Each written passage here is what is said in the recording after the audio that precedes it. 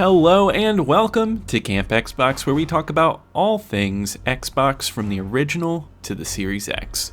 And on today's agenda is a review of the original Xbox game, Advent Rising. And yes, right on the cover you see that contest to win $1 million just by finding little symbols in some downloadable content, which unfortunately nobody won due to this game's failure. You see, Advent Rising was an extremely hyped up game with a lot behind it. It was released May 21st, 2005, only on the Xbox, but was later ported to the PC in the same year. It was published by Majesco and developed by Glyph X, and this is actually their first and only video game they made. Advent Rising is a third-person shooter, and like I said, it was highly anticipated for its time. It had tons of ads, had that huge contest and giveaways, and it had a huge industry hype behind it. It was to set up the start of a brand new video game trilogy, and all we got was just this first entry and some comic books. And this game has sort of garnered a cult status over time because I think just such a hyped up and huge deal sort of game sort of pittered away and failed. I think a lot of people find it to be a gaming oddity, which gaming oddities are extremely interesting, especially when we look back on them. And you know what? It even caught my interest because it was picked as one of the few original Xbox games for Series X compatibility, which is a pretty short list. So why Advent Rising, a failure from the past? Why is this one getting picked for backwards compatibility? So, you know what? I owned a copy of this game, I put it in my Series X, and I gave it a shot on there. And you know what? I got a hugely ambitious game with a lot going for it, but it's definitely a flawed game. But I will say, I think one of the biggest things leading up to this game's release and why it was such a big deal was its story. It had a lot of credibility behind it. Famous sci-fi writer Orson Scott Card, who wrote the really popular Ender's Game novels, he was actually tied to this game and wrote a lot of its dialogue. You know, it kind of reminds me a lot what happened with Elden Ring. It had a really big writer behind it. Orson Scott Card has developed huge lore in his books and a lot of technical terminology. It's really cool to see something like this, like an established author work on a video game story. I think out of all of the elements in this game, I found the story to be the best part of it all. I love the world building here. You have multiple alien races and they all seem to have their own politics. There's some that dislike humans, and then there's some that really love humans and view them as demigods. And in the middle of all this, you play as a pilot named Gideon. And one of the alien races actually gives you the opportunity to gain these demigod powers, while there's another one that wants to destroy anything with that. There's a lot of drama and action that comes with this story, and it feels like a huge summer blockbuster with big things going on, huge battles. But what I really like is in the background you get a lot of small little lore things to help build this story. And I feel like the dialogue might be just a little weak here, with some lines coming off as quite corny. But I add that to the summer blockbuster vibe. It's just going to have a couple lame jokes, but overall, that plot is really good.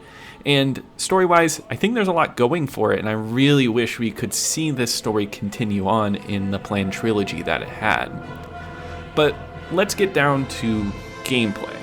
And I think that's where this game tends to get really hit or miss. There's a lot to like here, a lot of different ideas, and it feels ambitious. But it just doesn't work as well as it should. So like I said, this is a third-person shooter where you use dual weapons, and for the first few hours, that's all you get. And I think this is an attempt to really teach you how to use its flick targeting system. It's a system where as you target, your reticule will actually lock on to enemies with the flick of the right stick to move between them. It's dynamic and, you know, it's a nice idea for gaming at the time, but I just don't think it works with the camera really well. So you flick around between enemies, but also it will auto pull you to other targets. So I had a really big issue where I'd be walking around and the camera would just whip to behind me or to the left or right of me, and it would just get me disoriented, and I would have to like take some time to figure out where I was at. Or there are some areas with bottomless pits, and I would fall straight down into the bottomless pit because the camera threw me right off, and it's quite painful. And there's a lot of enemies, so your camera will be rocked around.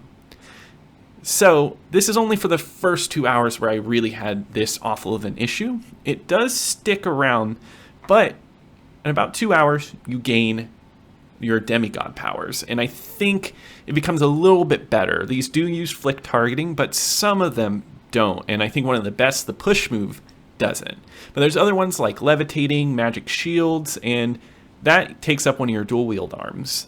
So you can use those and not get your camera rocked around, and actually, they're really strong. Another really cool and forward-thinking thing is the more that you use your weapons or your demigod powers, you level them up and you gain mastery and they get stronger or have a wider spread. So you can get those powers up really, really high and they will destroy anything in its way. And that's a good thing because there's less camera whipping when you use something like the push power. It's just unfortunately, if you are using guns, the camera system just made me disoriented, and at times it just was really painful to me. I did keep playing it though, so I think that means something. I think there's enough of a good story there that it kept me playing, and that camera does get better as the game goes on. Graphics wise, it is a late original Xbox game, and it looks nice. I really liked its upgrade here on the Series X. The Series X cleaned up this game really well. But this game does have really nice environments. They're really huge, and I think they span a lot of different areas where you go to really cool spaceships with fun architecture or giant outdoor areas with huge mountains, and it has a really great scope to it.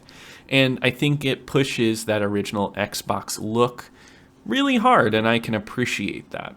But I'm not a big fan of the look of the cutscenes. If the camera's stationary, it all looks fine, but there is a lot of moving camera in this game, and it becomes a blurry mess, and the camera movement is wonky and it feels jagged. It's not fluid at all, so sometimes it was a bit funky to look at, and I wasn't a big fan of those moments in the cutscenes. And it may seem like a nitpick, but honestly, the moving camera thing happens a lot, and this game really focuses on story cutscenes, so I thought it was worth mentioning here.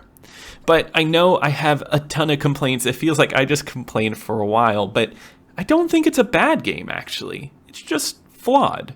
But it's ambitious, and I think there's a lot to like just from it being such an ambitious title.